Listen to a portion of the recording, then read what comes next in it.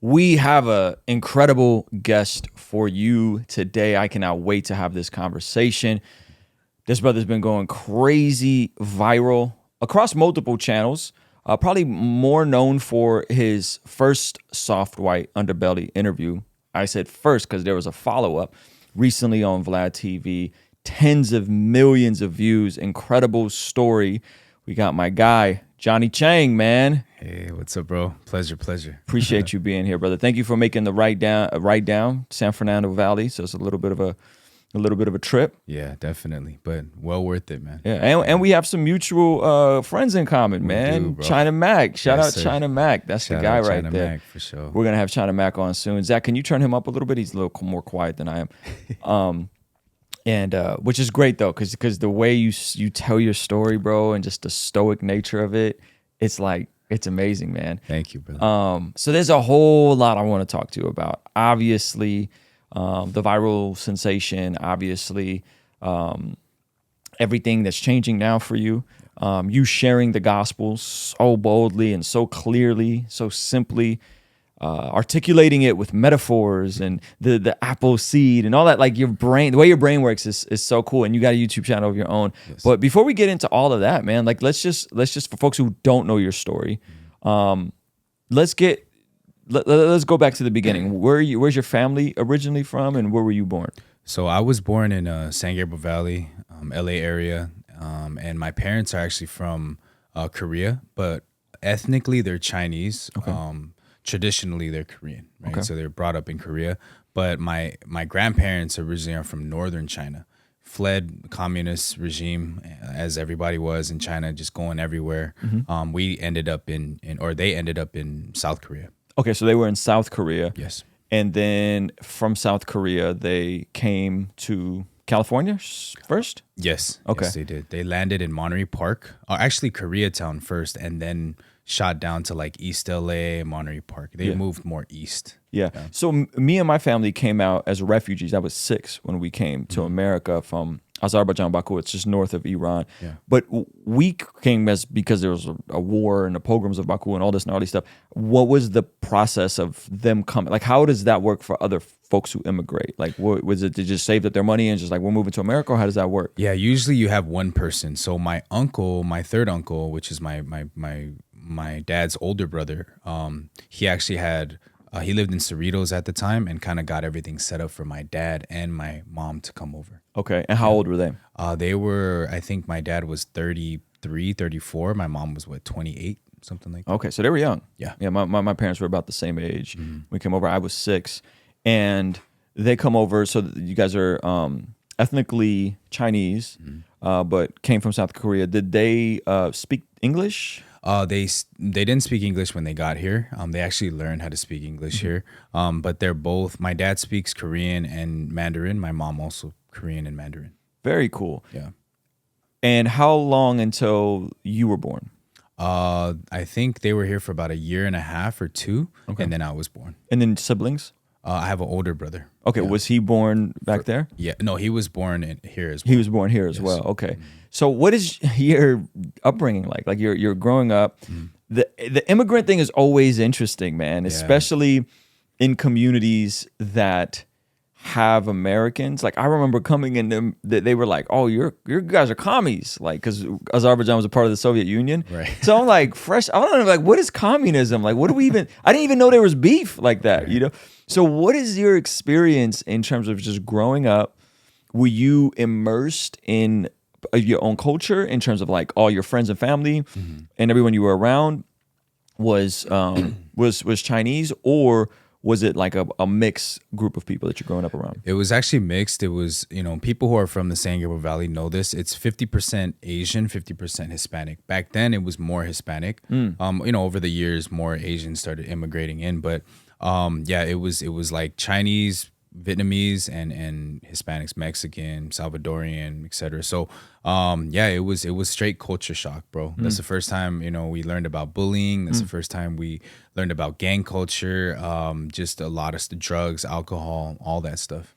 And was that in a response to some of the other gangs around, or was that, hey, we're just kind of be trendy because gangster rap is trendy and this is what we're on. Like, what was that? Because you guys had your own gangs, right? Yes. Now we tried to start our own gang, but it was a complete flop. Like we it was 3 of us in the same apartment building, you know. So not to say we got into a lot of trouble, but it sounds like you guys had official gangs, and you know there was a whole lot to it. Yeah. Unpack some of that zeitgeist for me. I think honestly, at least, and just speaking for my neighborhood, like we started up north, and it was mainly for money. You know, we were just hustlers, more like mafiosos type stuff. But as they kind of moved down to Southern California, LA in itself has a crazy gang culture. Oh, yeah. Especially in the late 90s basically to early 2000s was all gang banging. Yep. So we adopted that a lot from the Hispanics. We moved very similar to them. We dressed like them, some parts. And yeah, it was just, that was the influential thing. It was like a mixture of also the gangster rap. So I would say it was it pulled from everything, from needing to make money because we were impoverished. And, you know, we like listened to, back then it was Tupac, Bone Thugs and Harmony, you know, all those people. And just that gangster rap era. And then on top of that, being around people who were like these Hispanic gangs that are in my area go back to like 1930s, 1940s, you know, so. Wow. Now, okay, because there's so many, you know, it's an interesting concept because when I was a kid, it was the same thing, bro. Like I grew up in Southeast San Diego, so not the same, but definitely a different time in the 90s. And I remember Doggy Style coming out. I remember The Chronic. I remember Tupac getting out of jail and signing with Death Row. Like I remember these like monumental moments. And in hindsight, it's an interesting tension of like how much of this was life imitating art and how much of this was art reflecting the real life struggle.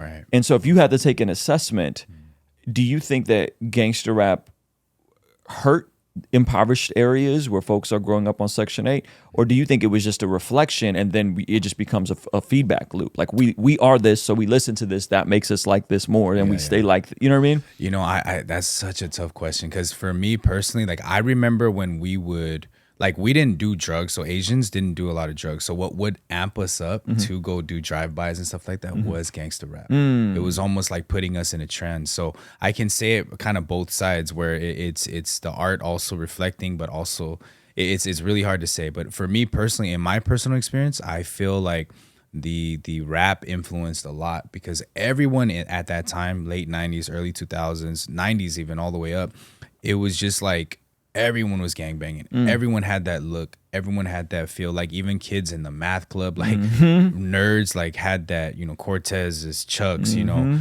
big old long, you know, bandanas and this and that. And I'm just like, man, that's crazy. Like everybody was banged out basically. Man, I remember my 4th grade year, I was a kid. And my 5th grade year, I was Dickie fitted out, bro. Dickies, Ben Davis, Chucks, you know. And like that stark of a contrast. By the time I'm going into 6th grade, I'm already arrested. I already caught a case, right? And a saving grace for me was we never got access to guns. Like for whatever reason, like that just, we were selling weed, we were doing all the goofy things that you do in that environment when your father's not in your life and all those sorts of things. But we never got access to firearms. And so, but I would like carry a knife, you know, and thought I was like a tough guy. And I remember this new kid moved in across the street and he was like, I guess kind of bullying, because I was like the only, like one of 3 white kids on the block, because it's predominantly Black and Hispanic in San Diego. And I remember one time this kid confronted me and he goes, "Oh, you said you were going to stab me. Like you were woofing, you said you were going to stab me. Like, what's up?" We were walking to school and I just froze up, bro.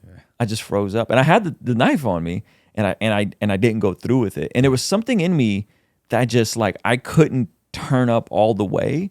And I don't know if it's just because firearms made it easier to do stuff like that or what. But like who knows where it could have went had I been like, all right, like I want to try to fight this dude that's bigger. What a knife. Like who knows how that could have turned out, you know?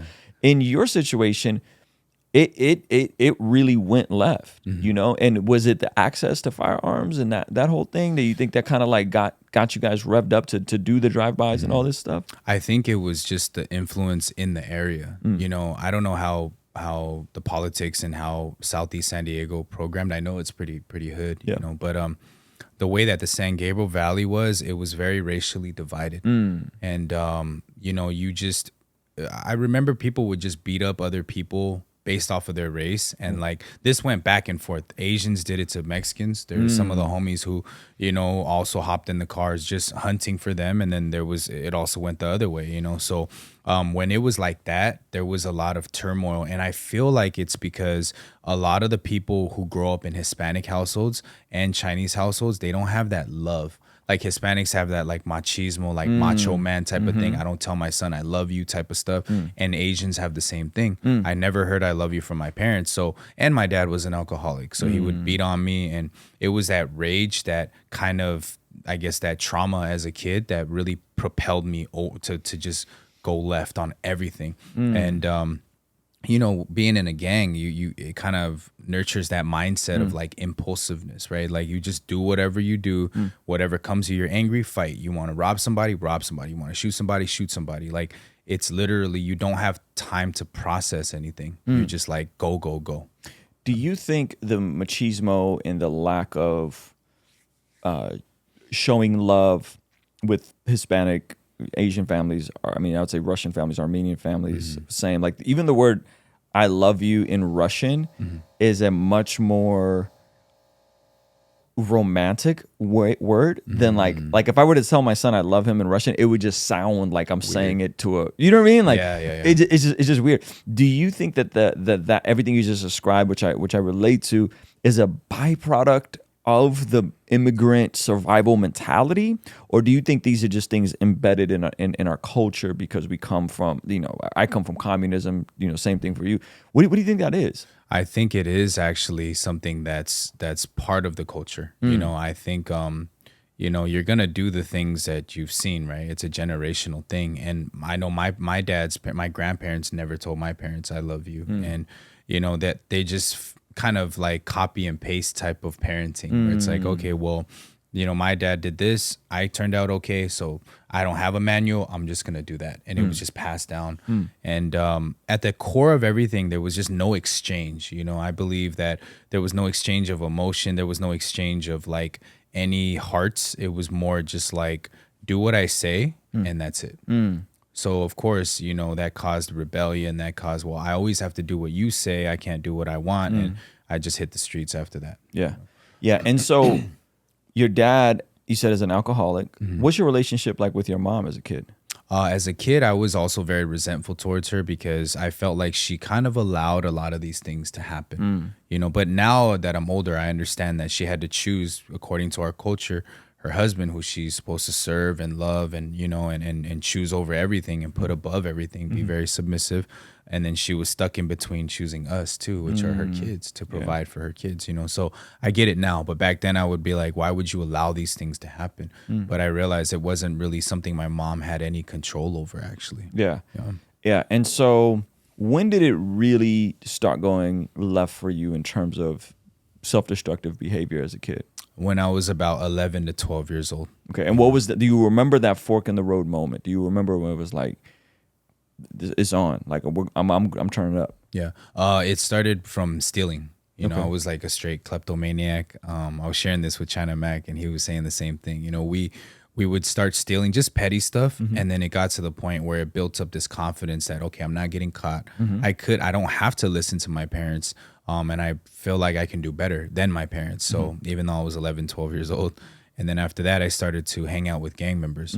And when that happened, it just went all bad. I started doing 459s. I started doing all kinds of crazy stuff. So, yeah. So the stealing was the gateway. Yeah, I would say. Like shoplifting? Shoplifting. Yeah. Stealing from, you know, grocery stores. Yeah. It starts with gummy bears, and then it's like, you know, whatever, roller skates, whatever it is that we can take, you know. Yeah, we were stealing from the Tower Records. I got caught stealing Eazy-E's last album. This is like goofy stuff, you know? But that escalated into breaking into houses. Right. And then that caught me a case at 11, right, you know? And so, you know, you starting out with gang members, and what then, like, how does it escalate? So, you know, you kind of get put on, right? So you hang out with them first, you know, they're like your family. Of course, they're not just going to start off, showing you everything, right? So they hang out with you, they make you feel kind of loved, you know, and I don't really think that they had ulterior motives, to be honest. I just think that they were trying to build this family, because I noticed all of us were shattered. Like, we were all individuals who had emptiness in our hearts. We didn't know what that was. We didn't know what void was. You don't know what that is at 12 years old. And you're just like, these are my friends. And I remember, like, they would just, kind of court me into it, I guess, if you will. Like, okay, so you have to do this. This is what a snitch is. They start to explain and break down what we call lace you up. They lace you up about everything. And from there, it was just like, okay, when you see an enemy, regardless of what it is, like, this guy hurt one of your brothers, you got to hurt them. And then that's how it started. It started with fights and scuffles. And then it was like, okay, well, dang, you got jumped. All right, bet. Next, here's a 22. Here's a 25. Like, now you have to protect yourself. And it's like, it's very simple. They take us wherever we go, in the mountains or whatever, shoot at cans and, just little things like that. And then it's like they were training us essentially, but it was all in I guess, with the intention of protecting yourself. And then they taught us that you're representing something bigger than yourself. Don't ever, like, it's not about you anymore, So, and that was something that really, like, stuck hold to a lot of us, because we're all brothers. Like, in my gang specifically, we have a very unique thing where, like, me and my brother are in it. Some of my older heads and their brothers are in it, and if it's not brothers, it's cousins, etc. So we're really family. So it came down to, like, family first type of thing. What was your parents thinking about all this stuff? They didn't really know until I actually caught my case.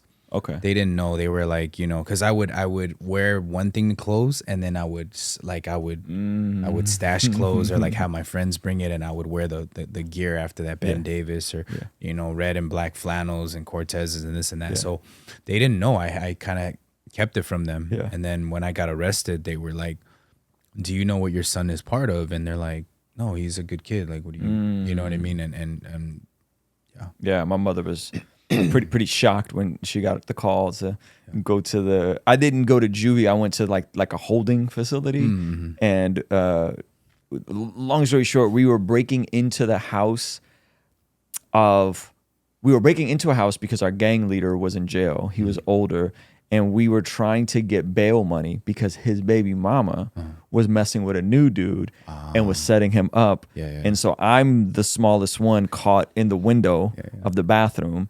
And my buddy gets apprehended by an ex-police officer, and he's like in this arm bar. And a guy's just like, get the F on the ground. So we all get swooped up. Bro, in the moment we walked in, we knew about don't snitch, don't do that. Bro, we all sang.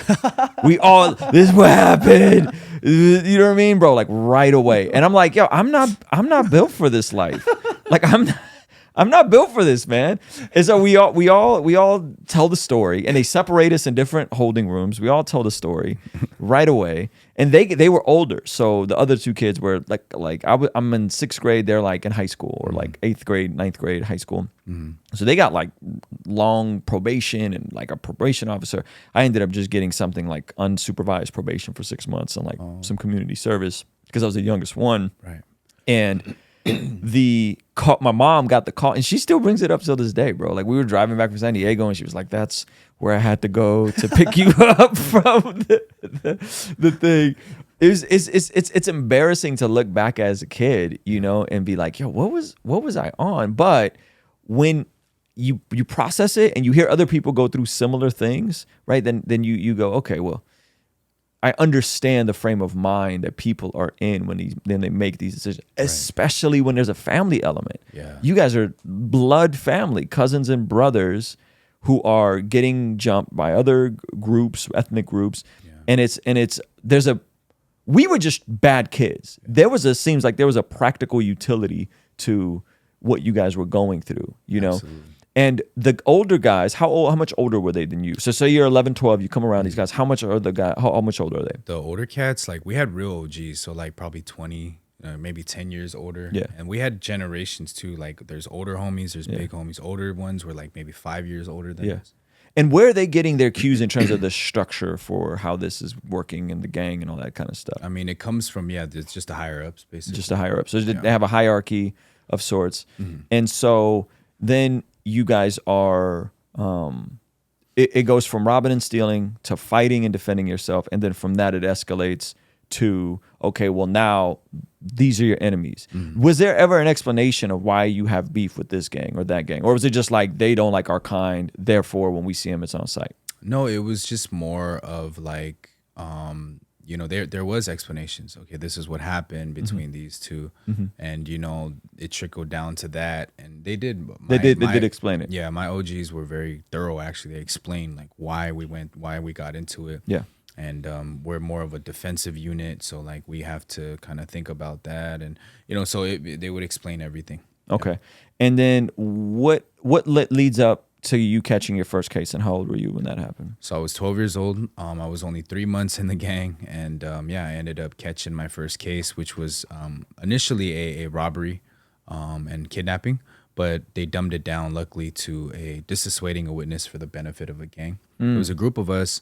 We wanted to rob a drug dealer, and he ended up singing. He got caught, and for another, like a whole separate case, and was like, by the way, I know these guys, they're doing these robberies on, other people, and kind of like tipped them off. And then, I got arrested, bust down the door, all kinds of stuff. Yeah. And it was at 12 years old. 12 years old. Isn't it interesting where there's this embedded nature of like, don't tell, and the high percentage of people that tell? Yeah.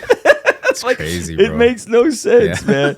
Everyone tells. Yeah. Everyone. I mean, people get mad at like Tekashi 6ix9ine and all of that stuff. Or lately, it's been the Troy Ave situation. Which I think is a little different based on the way he tells it. Right? They get into a scuffle. His buddy gets terminated, deleted, and then it was going to come down on him, and then he told in that regard. How do you process the whole like no snitching, no telling thing in hindsight? Like now that you're on the other side of all this and you're following with Jesus, what do you think of that? Because there is an element of like, if two people go out, commit a crime together, it's foul to then tell on the other person. Like that's just gross, right? Yeah. But in terms of cooperating, or if you're a civilian, like what do you think of that now in hindsight? In hindsight, now that I'm a believer, I understand Jeremiah 17 verse 9. I think a lot of people didn't understand that, where it says the heart is deceitful above all things, desperately wicked, who can know it? There's a lot of people who believe, I'll die for this gang, and I'll die for my homie, and I won't snitch on you. And they even feel that. But when push comes to shove, the heart is deceitful. So, Troy Ave, for example, is a person who, talked about gangbanging and all kinds of crazy stuff. And he seemed like a very solid individual.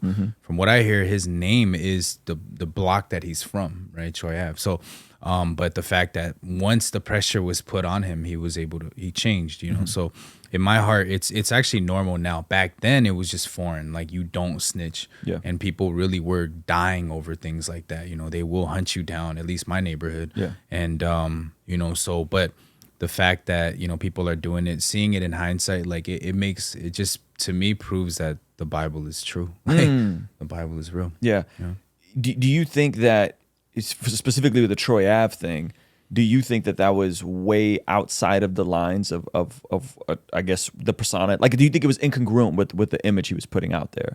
I think it was completely outside of the, like what he was portraying, similar to the 6ix9ine situation, where it's like, I'm this super gangster, I shoot at people, but then he turned. And I get it, but if you're from the streets, from where I grew up, it doesn't matter what it is. You can't snitch on anything. If a cop beats you up, you can't tell on him. You can't even tell on cops. You can't tell.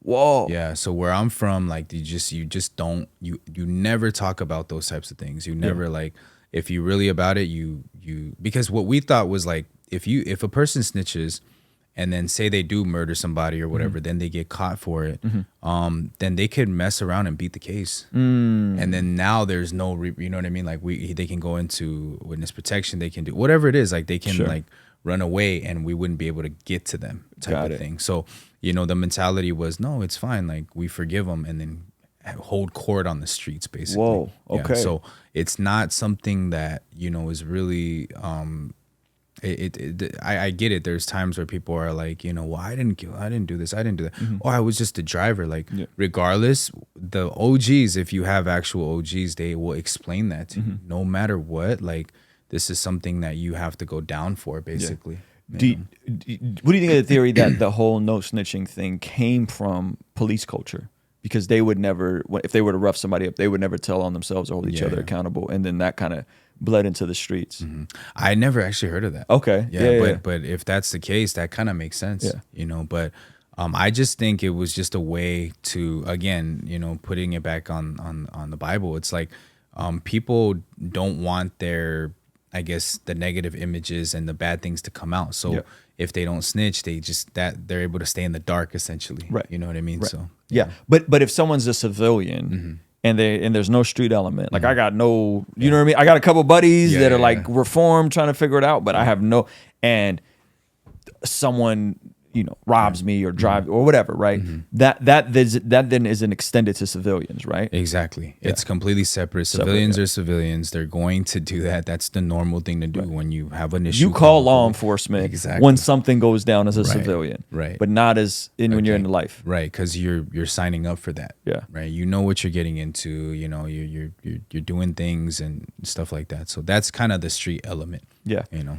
What do you think about Tekashi then getting dealt with recently by some guys that weren't even from the area? You know what I mean? It had nothing to do with nothing. Crazy. And then that whole situation and how it unfolded. Do you think that was pretty like unnecessary to, and because now those guys are arrested and they're facing who knows how long, you know, to then involve yourself as it had nothing to do with you and you're now going back to jail. Yeah, I think again, it's all foolishness. You know, now that I think about it, but I understand why they would do that. If they're, you know what I mean, if they feel some type of way, I can't tell another person how to feel disrespected. Sure. Right? So when it comes down to it, they felt disrespected by seeing him. You know, the one thing I didn't agree with 6ix9ine was when he said, "You guys jumped me, you didn't give me a fair one." Yeah.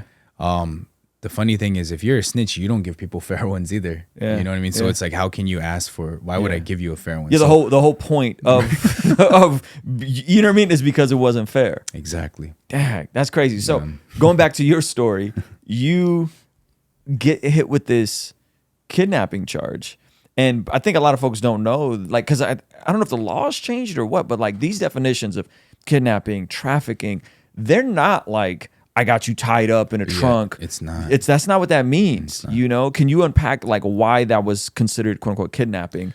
Yeah, because we went to rob him, and then he had stuff at his house, right? Because it was like a set up buy type of thing, and then we were like, all right, you get in the car. Right then and there, that's kidnapping. So you get in the car. Because you're forcing them against their bodily autonomy. Exactly. Yeah. If you force somebody against their will in any aspect, whether in public, whether whatever, it's kidnapping. That's crazy. Yeah, and same thing, robbery too. Like, even if you don't even have to get into the house. If you put your foot in the door when they try to close it, that's an attempt on robbery. You didn't have to take anything. Wow, that's an attempt. Yes. Wow. Yeah. And then the laws, I think, with the Andrew Tate thing, they I knew this because back in Oceanside, we had a big sting operation about 12 years ago where a bunch of folks who were pimping and pandering all ended up getting like swept and arrested. A lot of these guys did double digits, you know, for sure. Because that law changed and it went from pimping and pandering to trafficking. Yeah. And then if you go, you're here and then you drive to Vegas and party, that's now you're interstate. Yes. Now it's federal. You know what I mean? So these laws are changing in real time and people don't know the law. So then they're not understanding what's happening. Do you think that was possibly it with the Andrew Tate situation? Like, I believe so. He just didn't know. He's like, I told her I was going to marry her. And then now she's doing cam business for me, right? In his mind, he just doesn't think there's anything wrong with it. 100%. 100%. I think like a lot of people get caught up for stuff like that. That's how I got caught up. I mean, you know, it may be biased, you know, with the Andrew Tate. I don't know clearly the whole scoop on his story, so I can't speak on that, you know, accurately. But for me personally, like, I just thought, okay, so I'm gonna do a little bit of jail time. You know, I'm the youngest one. I'll take the rap. You know, I'm a kid. There were some people who are older, so no worries. And then they ended up like literally hanging me out to dry. You know, not my homies, but the DA and everyone else was like, look, this kid's 12 years old. Yes, he's 12 years old, but we have to understand that, you know, and this was during the time where it was like the, you know, like all the kids were doing crazy things. Like a lot of youth kids were getting juvenile life for murdering people and stuff. And then my gang has a gang file. Little did I know they were building a RICO, you know, on us and stuff like that. So it was like, they were like, this guy is from this gang and they're known for stuff like this, extortion, murder for hire, et cetera, et cetera. So it's like, yeah, he's not, we need to put him at the worst of the worst. And at that time, the judge agreed and was like, yeah. I so what did you get? I got 4 years. And in YA. Okay. Yeah, California Youth Authority. And how was that? Crazy. Yeah. It was. I would say YA was worse than prison for sure, 100%. And it's not even like a juvenile hall. There's a difference between like LP, Los Padrinos, and then there's like, you know, camp and stuff. YA was like the real deal. It was people getting killed, people getting raped, people getting stabbed, fights every single day. Lot of mind games, a lot of, you know, manipulation, a lot of extortion, a lot of gangbanging basically. And these were all kids doing this stuff to kids. And you're 12. Are you on the younger end of the spectrum of the kids that are there? Yeah, I heard there was 10-year-olds. I personally have seen like, I think 11-year-olds and 12-year-olds mostly on the youngest end. So I would say I was one of the youngest, but I heard there was like 10-year-olds in there too. What was the oldest in YA? Oldest was like 25, believe it or not. What? Yeah. They get a Wait. YA number. They got 12-year-olds with 25-year-olds? I mean, they have them in different units. That's insane. Different cottages and stuff like that. Yeah. Jeez. But it's mainly for juvenile murder, stuff like that. But it can go from 10 to 25 essentially. Holy moly. So you end up doing 4 years. And what did that do to you? It changed me completely. I feel like it made me a monster, honestly, because cultivated the mindset of like, you have to, like I said, there's a lot of mind games. So you have to like learn how to manipulate. You have to learn how to lie. You have to go off impulse. You know, if you feel disrespected, you just got to take off. You said the 2-second rule, Yeah, right? Did you learn that in YA? Yeah. And what is that for people who don't know? So they don't call it the 2-second rule, but essentially that's what it is, where if you feel disrespected and someone is like, oh, you know, has been stealing your stuff, or just says F your dead homies, you know, stuff like that, or boom your gang or whatever, that's when you just take off on them. You know, you have to. And if you don't, literally like people are going to start taking your stuff, start extorting you, you know, and like whereas in prison the politics kind of protect you. You stay with your race. You know, people can't just take your stuff. Like it's gonna cause a race riot. In YA it was like you really had to stand 10 toes. You had to fight for yourself because no one's gonna help you. Jeez. You know, so it's like you really had to do that. And YA babies understand this. Whoever's watching, they know what I'm talking about. It just sounds like a terrible incubator to not rehabilitate kids. Yeah, there was no rehabilitation going on whatsoever. Yeah. I've seen and heard, you know, a lot of even staff would pit kids against each other. They would set that up. Bro. Like, you know, and I heard some staff even turning out kids, meaning molesting and raping them too. Jeez. You know, so it was bad. Not to get like super duper conspiratorial, but this is where my brain naturally goes.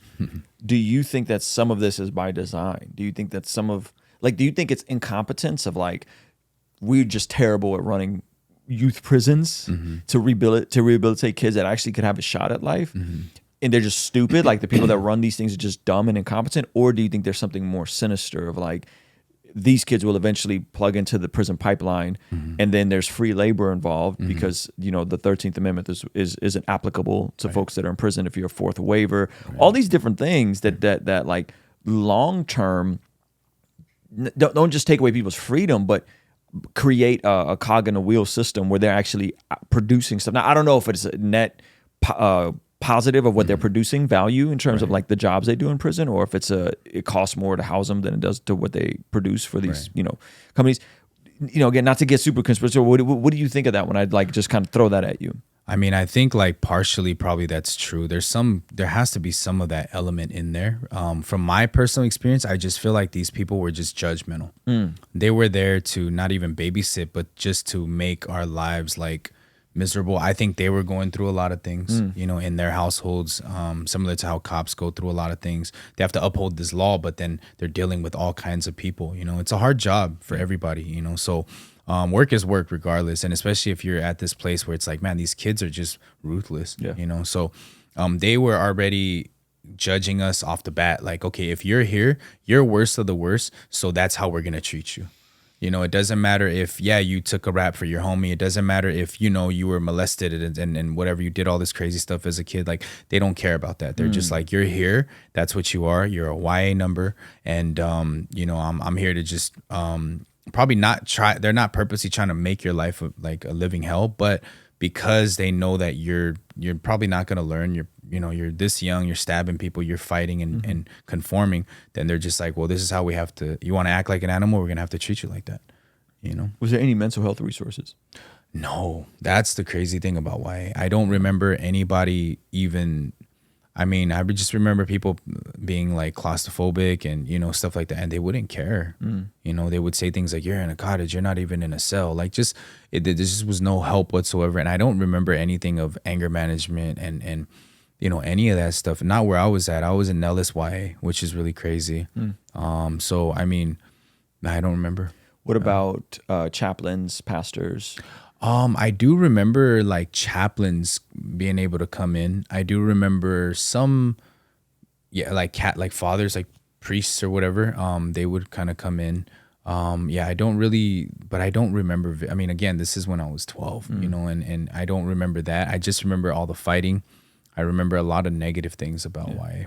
So you get out and you are 16, and so what happens after that? After that, you know, I get out and then I'm just trying to be big and bad. I'm not gonna lie, I didn't really learn from my mistakes. You mean it didn't rehabilitate you? Not at all. You didn't learn your lesson. Exactly. It made me actually more crazier, and I feel like made me kind of feel this sense of pride almost, like I made it out of that. And I would get that respect because people would be like, bro, you went to YA, you know, and then the big homies would be like, okay, calm down, you didn't go to prison yet. So somehow I heard it crookedly. Yeah. Yet. Yeah. Yeah. And they know, you know, but they tried, you know, to tell me like, stop being a knucklehead, you know, but trying to tell a knucklehead to stop being a knucklehead is not, you know what I mean? It doesn't do anything. So for me, I was just like, no, I still have to prove something. And it was just natural. Like couldn't even handle it when someone would stare at me. You know, I would just like go crazy inside. I would be the type that if I didn't do anything, I would sit at home and just mentally be like killing myself. Oh, you're such a B, you know, why did you let this happen? And it would eat at me. And then I would have to do something super extreme. So I just learned like, I'm never going to let that happen. I'm going to continuously, you know, just stand 10 toes, whatever they say, pop them, do whatever I got to do and do that. And so at this point though, it sounds like some of your big homies are trying to stir you off of the path a little bit. They're saying like, yo, you need to chill. Yeah.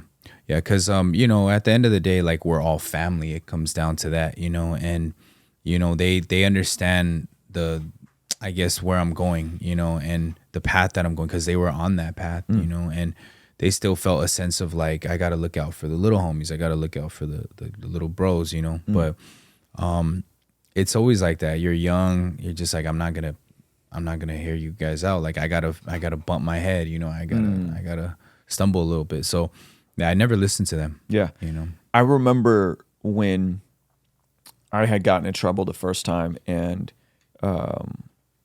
my mom was working nights at this point. So I'm just like, dude, dad's not home. Mom's working nights. You know, I'm outside, like literally outside. You know, we broke into all the elementary schools. I remember one time we broke into a Christian school, man. I feel so bad about it till this day, bro. And then I got around real gang members. This wasn't me and like my little refugee comrades.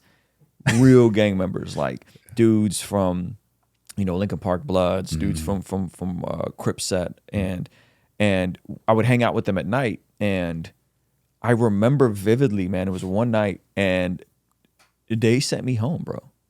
They were like, you need to go to school in the morning, bro. Like, what are you doing? Like you're in 7th grade, like go home. And so they would let me stay with them a little bit and we would like walk they had like, the homie Carl had all these like pit bulls.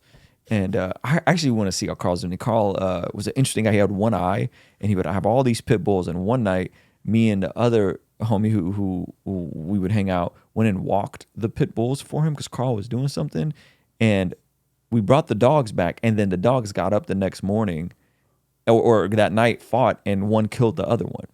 So I wake up to Carl knocking on my door at like 7 a.m. He's like, what y'all do to my dogs, man? What y'all do to my dogs? Apparently we let him get too rowdy, and so he's like, come on over and help me bury this dog. So it's like 7 a.m. I'm walking across the neighborhood and I'm burying this pit bull that I was like inadvertently responsible for it hurting itself because Carl had something he had to do. But those were the guys that I think deterred me from getting arrested again. Yeah, bro. And then by the time 7th grade ended, my mom like saw and moved us to North County. She moved us to Vista. I was in San Diego. Boom. Now we're in Vista. You see how it is here. It's nice. It's suburban. It's, you know, I grew up out here, 8th grade, maybe 5 minutes for where we are now in a car ride. And that's when everything changed. You know, everything kind of changed. And I was like, all right, well, I got a taste of that. Like I drank, I smoked, I did all the things. I'm just going to play basketball. I'm just going to play sports. I'm going to be that guy. And it really deterred me. And so it seems like they were attempting to do the same thing for you when you got out and like, dude, you got to chill. Yeah. But you were like, nah, I'm going to prove my, because it sounds like you were too far gone at that point. YA had did a number on you. Yeah. It was just too much. And shout out those guys too, man. Like we need more people like that, believe it or not, who will deter you. I've had a lot of friends who would say that too. Yeah. You know, they grew up in the same area, but they're like, yeah, they were about to get in and then they just, something deterred them, you know? And like we try to do that nowadays with the young homies too. Like, hey, you know, just stay home. Like gangbanging is dead, bro. Like make money, you know, support your family, go to church, you know, and we try to push that. So I really do, you know, appreciate even the big homies at the time trying to teach us like the right way. But again, I was too far gone. YA was just, it just made me like, no, you gotta, like, you can't trust anybody. It cultivated a lot of distrust in my heart, you know, and I didn't trust anyone, which in turn allowed me to only trust myself. And I just, I didn't care about anything. I had no remorse for anything. I never thought about anything, didn't feel bad, it was bad. Yeah. Yeah. And so how long are you out until you get in trouble again? 67 days. So 2 months and a week. Yeah. 67 days. And what's the next thing that happens? I get caught up for a shooting essentially. And, you know, it was bad, but essentially I took a deal. I was facing 19. And then I took a deal for 10 with some change. 10 at 85%, which came out to 8 and some change. So, and this is the time where you and your buddy attempted to rob the drug dealer? Yeah, that was actually after I got out. Holy moly. Yeah. So after I did all that time.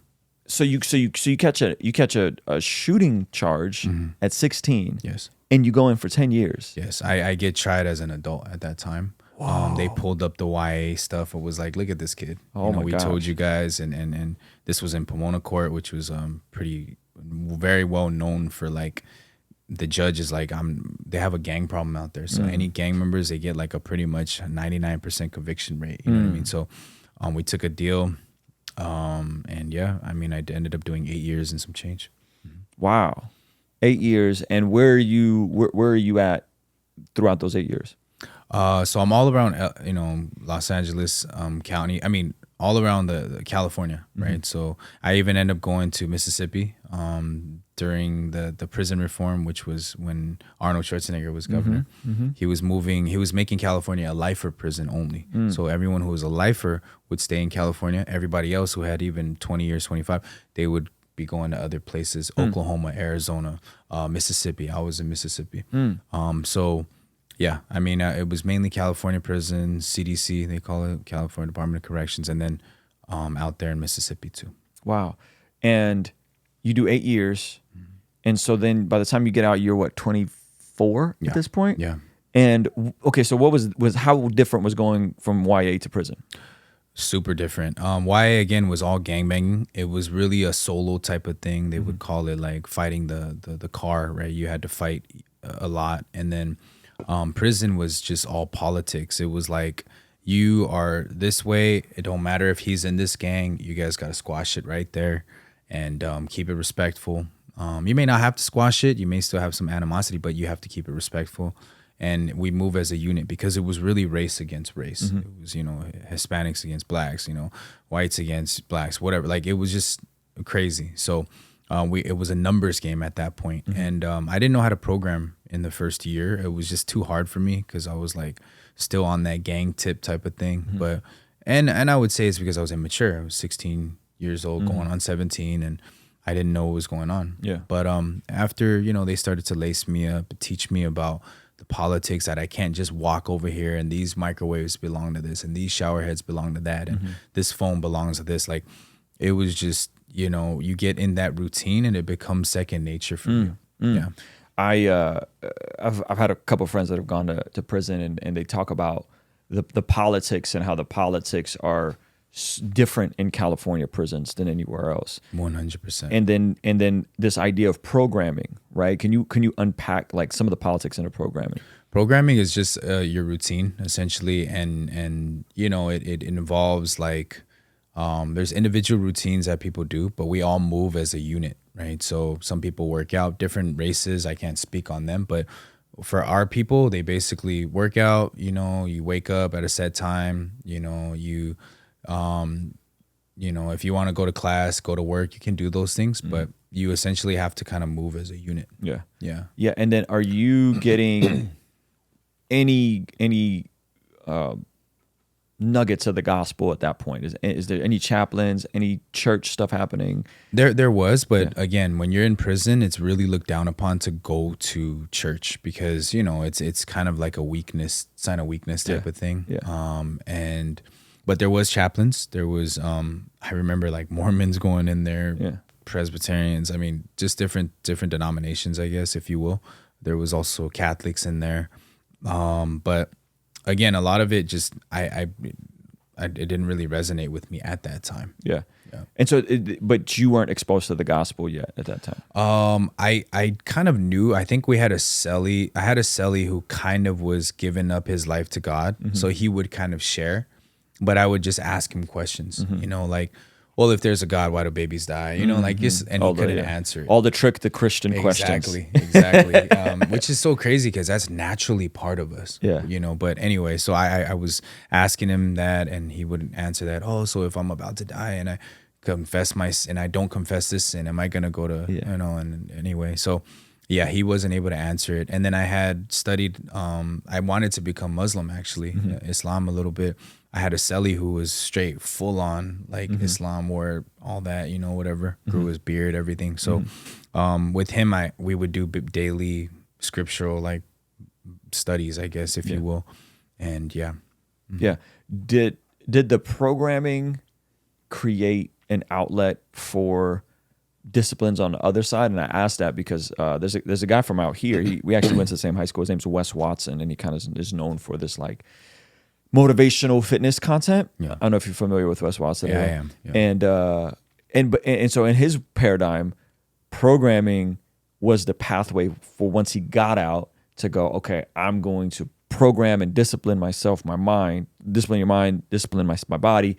And then that kind of gave him the outlet to do YouTube and build a fitness business and all that kind of stuff. Do you see a net positive in the same way he does? Absolutely. Okay. Absolutely. Again, you know, certain politics where you don't work out, you don't roll up your bed, you know, you don't like, I don't know, make your bed, you don't, you know, just clean your house, I guess, clean your cell. Like people would get disciplined for that, like DP'd, meaning they will get beat up, you know, some races. So I think it definitely does keep you more disciplined. And if you maintain that as you get out and you don't kind of conform, then I can see how people are more disciplined. I feel like a lot of my discipline comes from prison. From prison. 100%. And that's so interesting because I've never thought of it like that until I heard him talk about it, and then some of my other buddies, and they're like, oh yeah, like, you know, you gotta, you know, guys go and get jacked, they get super swole. You know, did you strength train a lot? Yeah, you know, that kind of stuff. Upside down push-ups, burpees, all the calisthenics. 100%. How do dudes get jacked in prison when the nutrition isn't great for you? You know what's crazy is the nutrition from the prison, like in terms of like them serving you in chow hall and all that, of course, is not good. But it's still 3 meals a day if you think of it. So they're actually making you eat, and then the second thing is, well, they're not making you eat, but you can choose to eat, and it's kind of like this much protein, this much fat, like it's kind of macros if you think about it. And then there's also commissary. So like, you know, you can order things like sausages and you know meat and stuff like that, and canned tuna and things like that. So when you mix it all together and you're just working out, and you're working out 2 by 2 with another person, there's that motivation there, you know, and you just keep doing that. And again, there's a lot of trauma in there. So if you're not working out, you're doing drugs. If you're not doing drugs, you're running up a debt, you're gambling. I mean, there's a lot of things you can get into, Yeah. but a lot of people choose to work out because, again, you feel healthier. Yeah. I had a great body in prison too, and I was like, man, that stuff really kept me sane, actually. Yeah. Do you feel like at this point is there rehabilitation, any rehabilitation happening at this point, or is it just more like the programming of it all has a net positive, but nothing's changing in your mind? There was actually some programs there, but at the prisons that I was at, because I was at level 3, it was kind of hard to get on the wait list and things like that. I feel like level 2 prisoners have more of that, like places in Tehachapi where they have like, welding and plumbing and things like that. Like it would, but for me in my time, even if they had it, I'll be honest, like I did do anger management, I did do counseling in there, I did do my GED. But at the end of the day, I mean, those were just really the basic, like, temporary things to kind of occupy my time. Yeah. Once the program, 16 weeks or 52 weeks, whatever it is, once it's over, it's over. Yeah. You know what I mean? So you got to find something else to do. Did that stuff help? Honestly, for me, it didn't help. It didn't help out. Like the anger management stuff, because you're amongst prisoners, you're still amongst politics. No matter what, you can't really apply those things that you learn. Yeah. Because it's a whole different world. You know, you cannot, just turn the other cheek or, let me try to like take 10 seconds when someone is coming towards you to stab you. And so, you know what I mean? Yeah. So it just, is that where your ink started in terms of you getting your work, or was that after? Yeah. I got a lot of my work in prison. And then a lot of this stuff is mainly cover-ups. Okay. Yeah. Okay. So I have my neighborhood and, different things, my certain stuff on my shoulder, ribs, all that was covered up. Yeah. Because it's not the same quality in prison. No, not at all. It's you can tell, like, at least for prisoners, when I see another person, I can tell if they've been to prison or not. Those jailhouse tats are a real thing. And they they don't just give those out. You have to earn your ink in prison. Not necessarily. Not necessarily. Honestly, it depends. I mean, some people, I guess different races are like that. For our people, not really. I mean, there's some people who are like, bro, hook me up with the dragon. If anything, we were just guinea pigs for a lot of people. They're learning. Yeah. Because I know a lot of homies who learned how to tattoo in prison and now they're out here making bank, right? So, and a lot of my homies are like, look at the work he did, 20 years ago or whatever it is. It's completely different. But there's just flesh on top of flesh, bro. It's like canvases all day. So hey, I'm tattooing. Oh, bro, I want to get a cross. Like, all right, cool. They just learn on them. Yeah. And the more you do it, you get better at it. Are they freehanding? Or a lot of them. Sometimes they do stencils too. But for the most part, a lot of people kind of go freehand too. Yeah. Any guys, you said guys came out from tattooing and built businesses around that. Any guys learn plumbing and learn welding and go on and do that kind of like the more blue collar, true collar skill sets? There's a couple people that I know who went in for plumbing or went in for, electrical stuff or whatever. But again, like it's just, I guess you could say it got their foot in the door type of thing. Yeah. You get out the second time. You are now 24. Am I doing the math correctly? Yes. Okay. So what's that? Now that exit, what is that like? So that was tough because you're coming out, you got strikes now, you're in an era where it's not necessarily like there's not much opportunity. So for me, I try to apply, I try to fly straight because I was like, okay, this time I don't want to be in there anymore. I'm getting older now. I'm empty and I'm lonely and I'm just like, I don't want to feel like that, depressed, right? But I wasn't able to apply because I was just telling the truth. I was checking the box and they would do, background checks and stuff like that. But I get back into trapping, basically selling drugs to survive and making a lot of money at this time. But I have to look over my shoulder a lot because I'm still on parole at the time. And if I'm just around validated gang members, which all of my homies are, they have gang files. Yeah, it's a violation. Yeah, I can get violated for that. So, I had to move and I just didn't want to move like that. And so I plan on, basically robbing this original plan that got me locked up in YA is the same thing I try to do again, as I got older, because that's kind of all I knew. I didn't know how else to get it. So, this person had a lot of money. I was like, if I inherit all that, I could at least take a cool year or two break from all what I'm doing now and just relax, you know. You were that calculated, like you were running the math Yeah, and yeah, saying yeah. he has approximately this much on Yeah. him. If I do this, I have a buffer Yeah. of a year or two before I can Exactly. figure out my next move. Yeah. And how long were you out from that to when you A got? few months. Okay, so you Yeah. get out, can't land a job, Yeah. and then you're jumping in back into trapping and this Yes. whole thing. 100%. So Jeez.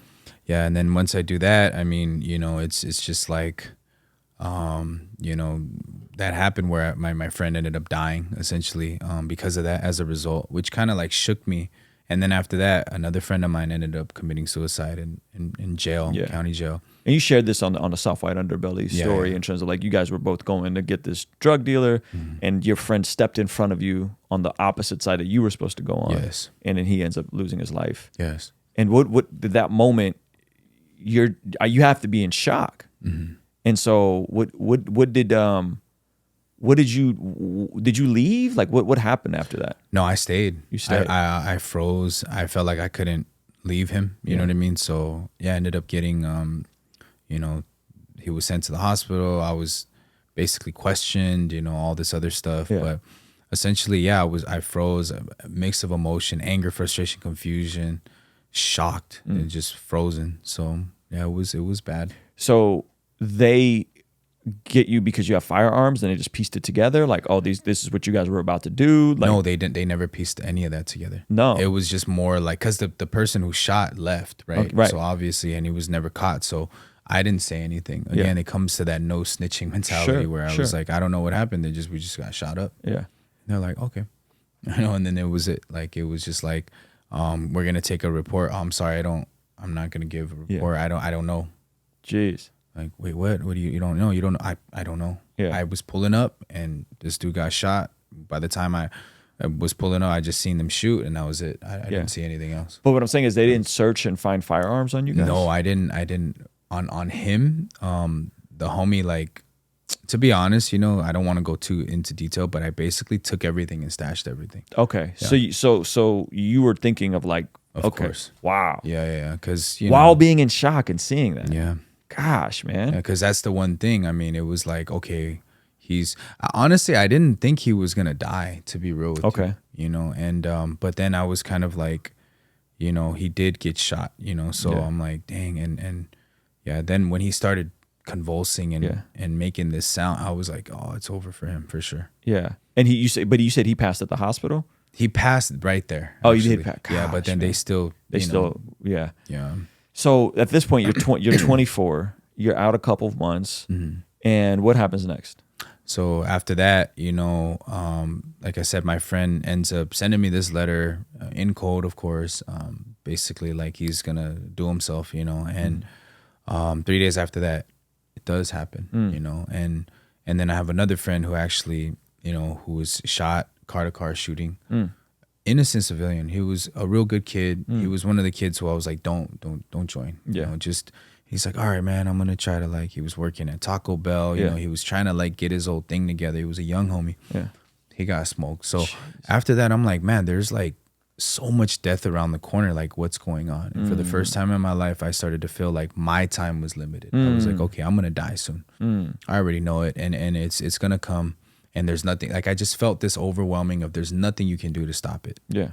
You know, and it's like a sign type of thing. Yeah. You know, but yeah. And then my mom's car breaks down, and you know, she's in San Bernardino. She's a piano teacher at this time. Yeah. And yeah, she's like, can you come and pick me up and take me to church? And I have to translate, you know, I have to do this and I was like, yeah, that's fine. You know, like, I don't have anything to do. I don't have a job. So I pick up my mom, bring her to church. And then I kind of talk about it in Soft White Underbelly where, you know, I essentially received salvation and like, you know, speak to the pastor and learn like really what sin is, what, you know, grace is, what, you know, having the remission of sin is, like all of that. Yeah. And the pastor uses a bunch of different illustrations for analogies. you, and it just kind of clicked. It was the way he presented it. Yes. Was there anything else he did? Because he had to have known some of your background, right? Was there anything else he did in terms of contextualizing the gospel for you? Because that's kind of a question people are thinking like, man, how do we reach folks who are coming from these marginalized, disenfranchised areas that yeah, some of this you made bad decisions, but some of this is like your environment. Yes. You know what I mean? Like you're 12 years old, you're 13 years old. Yes. You're not fully, they say our brains isn't fully developed Yes. in terms till we're 25. Exactly. What was it about that pastor and the way he connected with you that made it click? He talked about this idea of trusting and righteousness, believing in myself. He says, I don't know you, but Johnny, people like you are you're all throughout the Bible. I said, well, really? Like people like me, And he's like, yeah, because you believe in yourself, and when you believe in yourself, it seems right, because that's what the world teaches us. But God says, I'm not of this world, right? So he says, you have to think about it. You trusting yourself. If you're a person who's perfect, then yeah, you should, by all means. He said, but you're an imperfect person trying to produce perfect results. That's why you ended up empty. And that hit me. I was like, how does he know that I'm empty? Yeah. Like that was something that I never shared with anybody. Yeah. I didn't even know what that was. Yeah. I just always felt like this hole in my heart, walking around just like feeling like somebody's standing on my chest 24/7. Yeah. But outwardly, I got to keep it gangster and I got to like not show weakness. But inside, I was dying. And he was like, yeah, that's why. And then it just blew my mind. Like he spoke literally to the core of my heart. Sheesh. Whereas everyone else was like, Johnny, like the reason why you're like, you got to stop doing this. You got to stop doing that. And I'm like, how? So he put it in a way where basically he was teaching me that like lean not on my own understanding, but all I did was lean on my own understanding. And that's why I was living the way that I lived. And then he started to talk about how we, the apple seed analogy, where he says that, when you look at the seeds of an apple, where's the apples? It's just a seed. But if you plant it as it grows, essentially it'll only produce apples. Right. He said, when you look at a baby, likewise, it's very innocent looking. But then you were very innocent as a kid. Would you say you're innocent now? And I'm like, absolutely not. He's like, it's the same thing with sin. You don't see it, but just because you don't see it doesn't mean that. And actually, there's a part where I didn't really go into on Soft White, but he says, if you cut off all the fruits of the apple tree, does it then make it not an apple in the tree anymore? And I was like, no, it's still an apple. Exactly. You may look nice. You may remove all your tattoos, but if you're born a sinner, that's what you are. Yeah. Wow. That's so good because people can work through their dysfunction without God. Exactly. Right? Like people can stop smoking. People can stop drinking. People can stop fornicating. They can do all these different things. Stop looking at porn without Jesus. But the core and the fabric of who they are is still the same. It's still the same. Exactly. And that's what he was saying. He said if it was just praying well and, and this is something I didn't share, he said if it's just praying well and treating people well and loving neighbor as yourself and, just repenting and feeling bad and crying and regretting, then people don't need Jesus. Yeah. They can do that on their own. He said monks do that. I mean, everyone does that. Yeah. You don't need God, but why did Jesus have to die? Yeah. And then that's when he explained it, because you yourself cannot get yourself out of this emptiness. Yeah. That hit me, like shook me completely. And I was like, he's like, have you tried? You've tried drugs, you've tried women, you've tried alcohol, you've tried everything, making money. Yeah. Why do you still feel like that? Yeah. Because, God's word, he said, another analogy is like the hand, right? And your heart is like a glove. If you try to put money in it, it won't fit. A glove is made for the hand. So your heart is made for the word of God. Come on. And I was like, what? Yeah. And he was like, so, that's why, Johnny, like, you need God. It's not that, you should try to give your life to God. People think, he says, that they have to do something for God. And then that's when he kind of explained the 6th day. He said, if you think about it, Johnny, you're not Christian, but God made us on the 6th day. I said, okay, what does that have to do with anything? And he goes, on the 6th day, he says, after that, he rested. So after God made everything, then he made us, meaning proving to us he didn't need our help. And I was like, wow. He's like, you yourself, Johnny, can't do anything for God. God has to do everything for you. Yeah. And then that's when I was like, oh, this little bit of hope started entering my heart. He's like, Johnny, your emptiness is really big to you. It's a problem to you. You're suicidal. I said, yeah. He goes, but do you think it's a problem to God if you actually think about it? Yeah. I was like, not at all. Yeah. And he goes, amen. Yeah. So when you become connected to God, he said, and he used another analogy about electricity. Yeah. He said, there's all this electricity in this world, right? And he says, but if you don't take the cord of a, like, let's say a refrigerator, and you don't plug it into that electricity, it's into the outlet, the refrigerator can't run on its own. He said, God too, he has all this infinite power, but if you're not connected to him, his power doesn't become yours. Then you have to start trying to manage your thing with antidepressants and whatever it is that you have, you know? And then I was just like blown away. He just kept blowing my mind, like every single. Well, it sounds like he's reading your mail, man. He knows what's going on. Was in hindsight, I mean, I'm sure you probably think this right now, but like, was there a prophetic element to what he was saying? Like, because I don't know what denomination this is, you know, but it seems like he's speaking in a very prophetic manner about things that only you would know. And that's probably what you needed at the time to like, whoa, like this is real. This is so real. I think honestly, he just read the Bible a lot and understood people's hearts. Because I asked him that day too, how did you know, Pastor? Like, how did you know? And I'm assuming he was going to say something like, oh, God showed me and, you know, whatever it was. No, he goes, no, Johnny, like the Bible is a mirror image of us. Yeah, that's good. God has made the Bible not for the woman caught in the act of adultery, but that woman already passed. Why would he have to record that? It's for us. It's to show us that we are the women caught in the act of adultery. Good. We are this. And I was like, oh, okay. So he said, it's really a mirror image to you. You know, he says it's the Holy Bible, but if you notice, it has a lot of sin in it. You know why? Because it's who we are. It's our nature. So he's like, I don't know you, but God knows you. And then he talked about John chapter 1, verse 1. In the beginning was the Word of God, and the Word was with God, and the Word was God. So he's like, this Bible, he's like, touch it. You know, I touch. He's like, you're touching God. And I was like, what? That's crazy. But I never heard of it that way.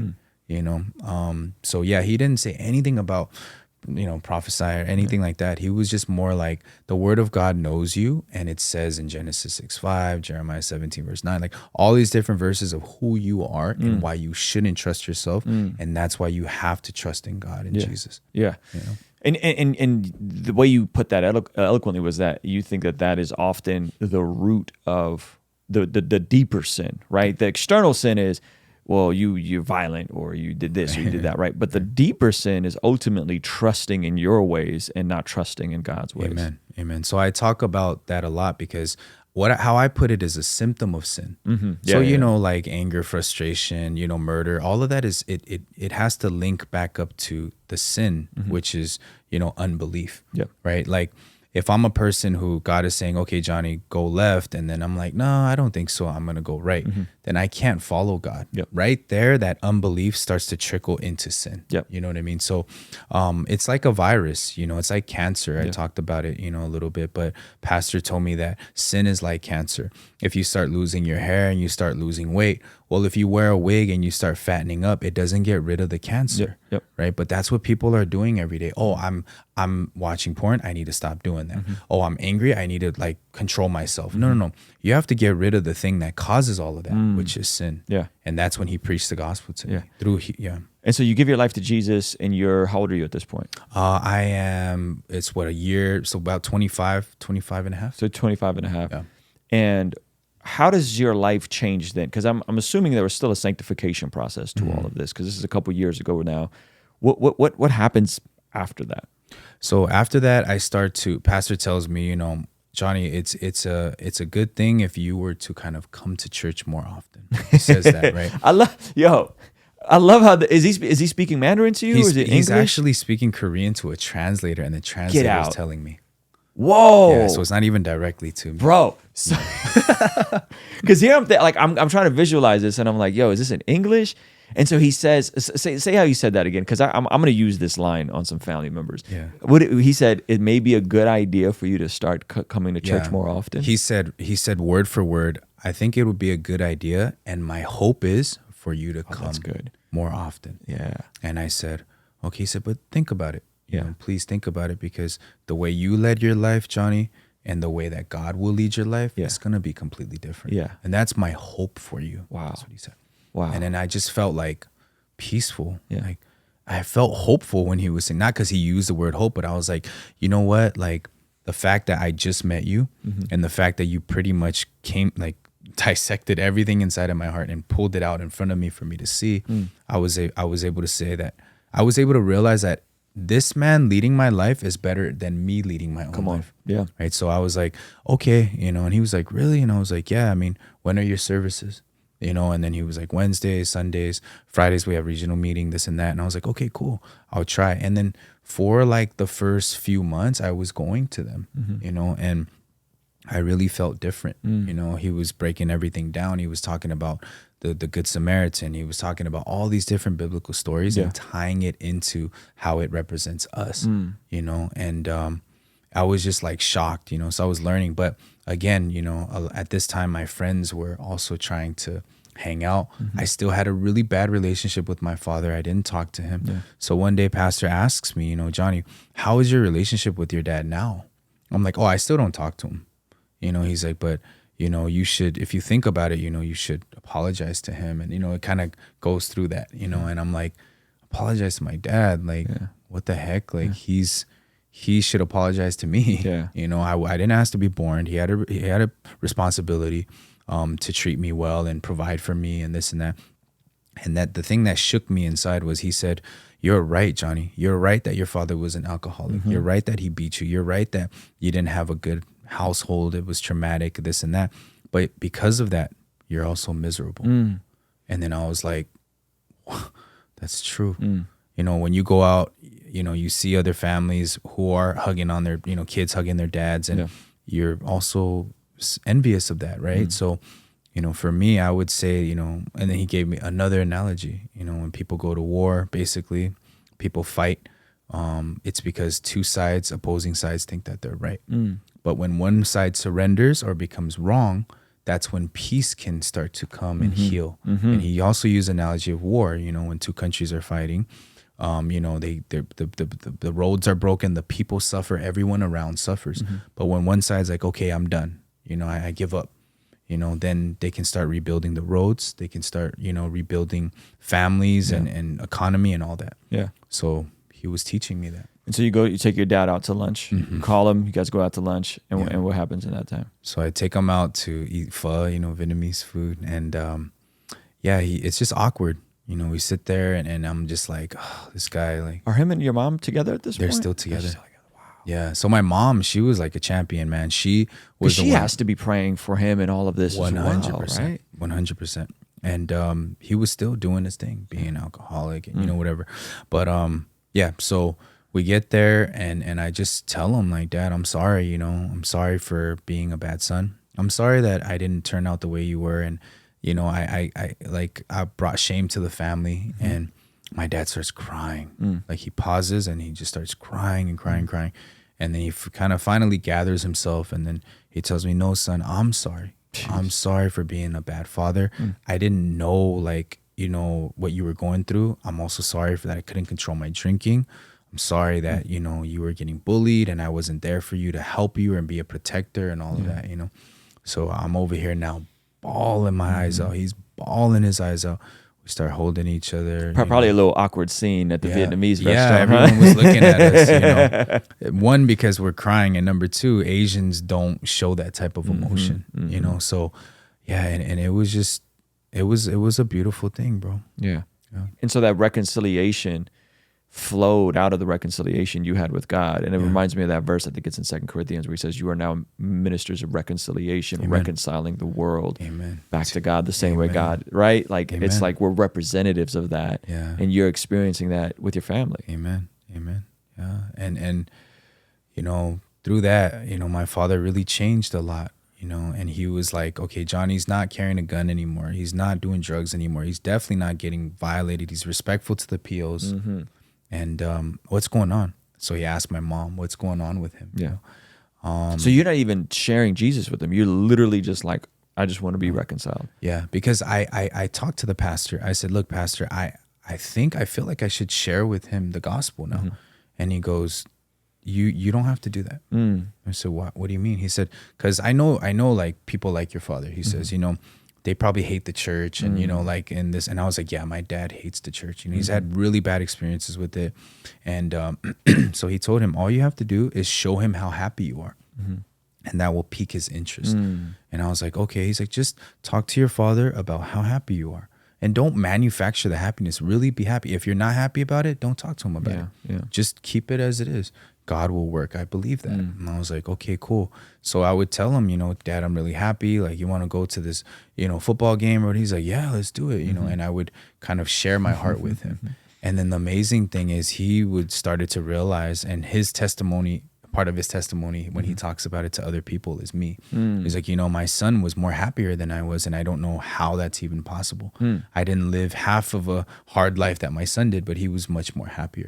But that drove me to go talk to the pastor, and then the pastor started doing the same thing to my dad, lacing him up, telling him that, that whatever he did, Romans chapter 7, verse 15 and 17, because my dad, actually, people don't know, he was drinking a lot because when he was younger, he accidentally killed somebody. No. And so that was always weighing down on himself. Yes. So, and I didn't know that. Yeah. He never shared that with me. Yeah. And, but he shared that with the pastor. And the pastor was like, actually, yes, you feel bad.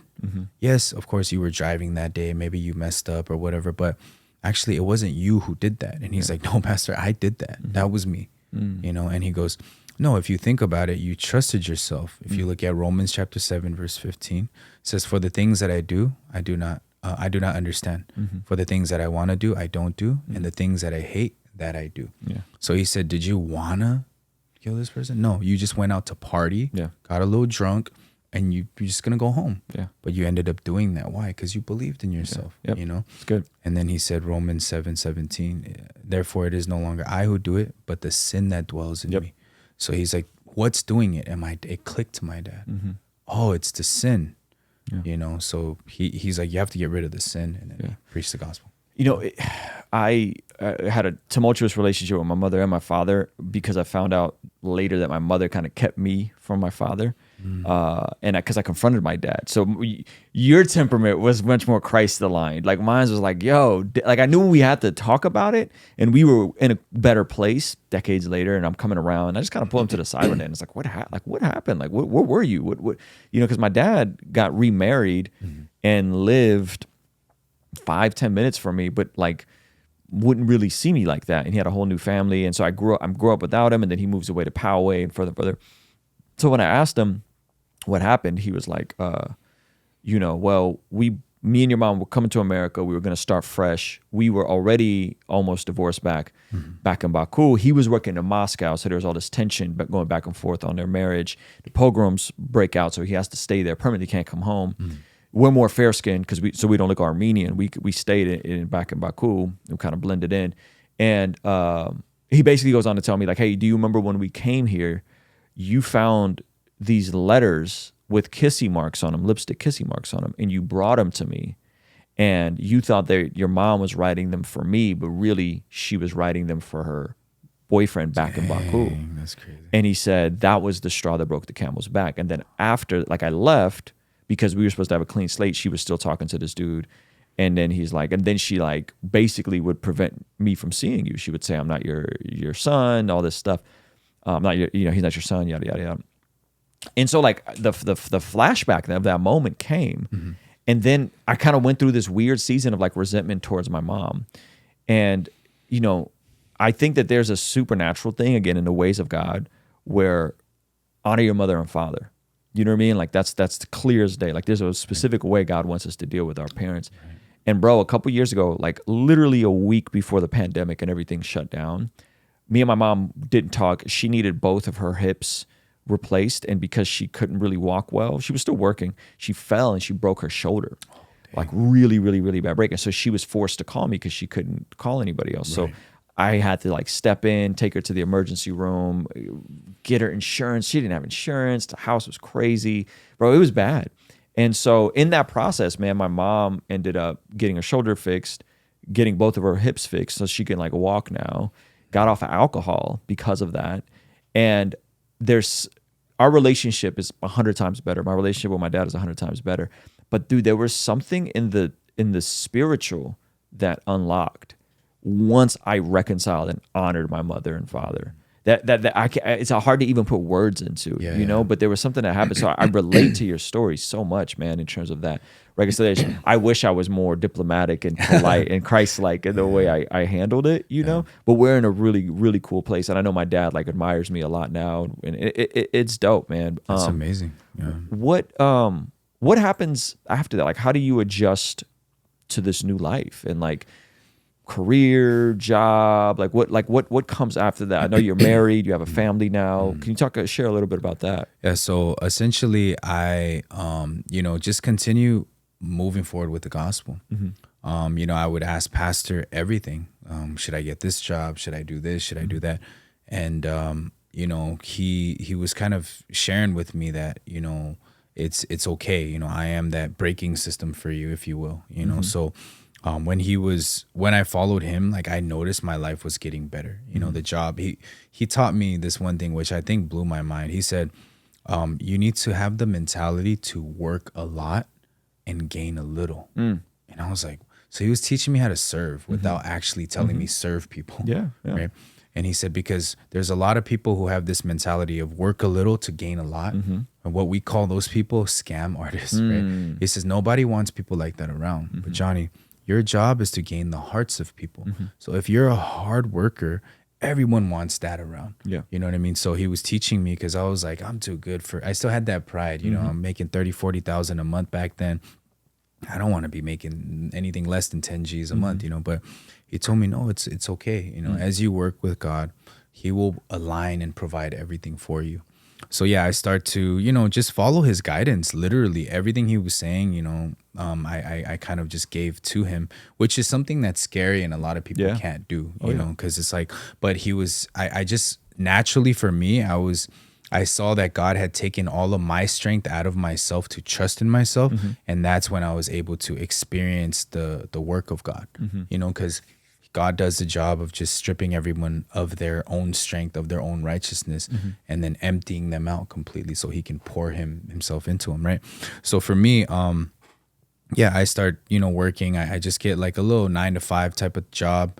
And then pastor's like, you know what, Johnny, actually, you should, we're having this prison program coming up, it's mind education and this and that. You should actually go in there and see, pray by the grace of God, because you do have a record and stuff like that. Once you get off parole, let's try it out, and I did. Once I got off, I was praying about it. I was like, God, help me with this prison ministry stuff, and, I went and here we are, I'm still doing that. And that's kind of where I get my bread and butter, if you will. So you do prison ministry as like your vocation? Yes. That's dope, dude. Yeah. That's full-time. way cool. Yeah. How long have you been doing that? I was doing it since 2017, 2018. Okay. Yeah. Okay. And how long have you been married now? It's been 2018 as well. Okay. Congratulations. And family as well, kids? One kid. Yeah. That's amazing, bro. Yeah. So the whole thing kind of like works out for you, man, in a very dope way. Yeah. After going on Soft White Underbelly, you're getting into some YouTube stuff, which we'll link your YouTube channel below. You guys should go subscribe. Sure. Your audience is exploding. How did all of that come about? Because that seemed super just the hand of God. You know what I mean? Yeah. How did that all come about? So shout out Mohawk Matt and Cinemills TV. These people are kind of the people that kind of got me linked up with Mark from Soft White Underbelly. With Matt, I've known him from before and stuff like that. But we're essentially, he was on Soft White Underbelly. Okay. And then he was like, basically like pitching me to Mark basically. And through that, I get on and Mark, he tells me like, this is kind of like Christian-y stuff, right? So I didn't know actually that he wasn't a believer. But he tells me that, you know what, I'm just going to release it anyway. Out of 10 interviews, he chooses one, essentially. He chose mine, and then it just blew up. It blew up. And I think about it, what did I do on there? I just shared my testimony. Yep.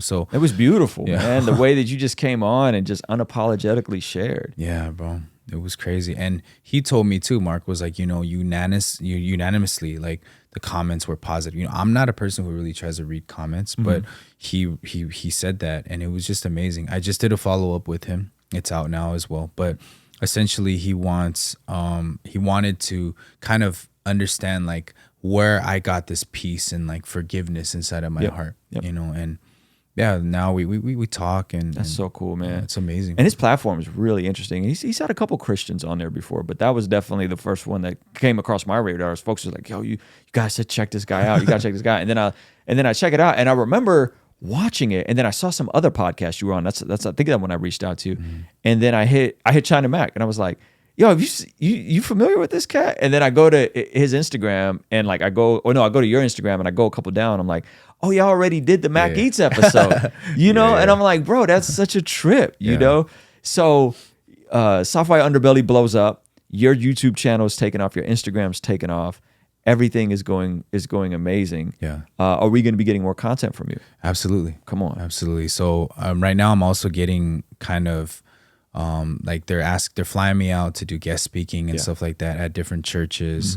And, you know, that's what it's all about. For me, I'm just trying to preach the gospel, you know, and I'm working with a lot of influencers now who are, you know, also like kingdom based and faith based, and they want to advance this gospel. So for me, that's what the world needs right now. Yeah. You know? That's awesome, man. Yeah. Guys, we're going to go over to our Patreon exclusive segment. I'm going to ask Johnny a few more questions specifically about his interaction with his former gang members and how all of that works, because there's a family dynamic there. We're going to talk about the use of profanity and where he kind of lands on that, because that was some of the pushback you guys had when I reacted to his video, and a couple other topics. So meet us over on Patreon. Hey, if you enjoyed this video and you want to see the full extended version of this podcast, be sure to sign up for our Patreon community for only $5 a month. It'll really help us continue contextualizing the gospel using YouTube, media, and podcasting. And in exchange, you will get full unedited versions of the podcast, of our daily after party streams,